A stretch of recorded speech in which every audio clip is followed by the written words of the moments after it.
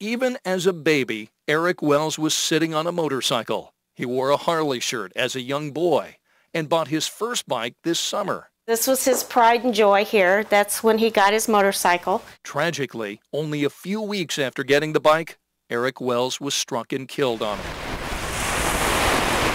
Fort Lauderdale was where Eric grew up. He used to go diving for lobsters in the Atlantic, and he carried out a Christmas tradition of giving gifts to needy children.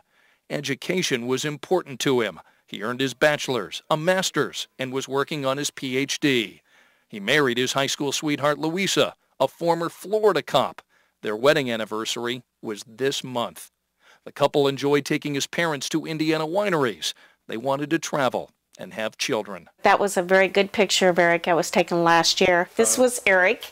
Eric's proud parents have pictures of him and his brother throughout their Florida home. If he hadn't been my child, he's one of those that I wish had been my child. Their son was 30 when he was killed in the high-profile crash with Officer Bizard.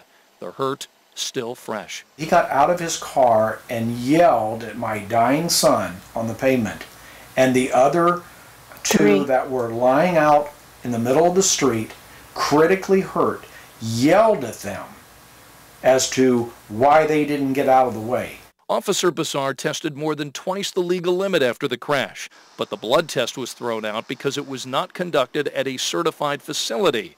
The Wells family believe the officers on the scene protected an intoxicated cop. You believe there was a cover-up? Oh, absolutely. Absolutely. Absolutely. Beyond a doubt. The Wells believe Bizard had alcohol in a black duffel bag. The black bag never left his hand.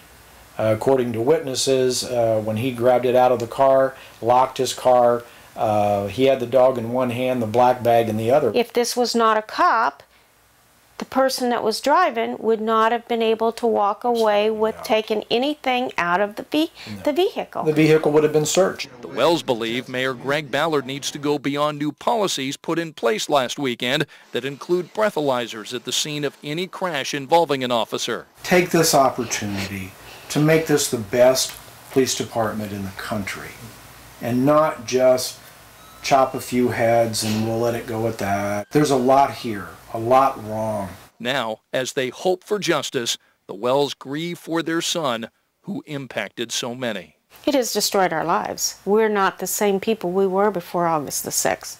We lost this very special person, and not just his family, but the world lost a very special person when he died.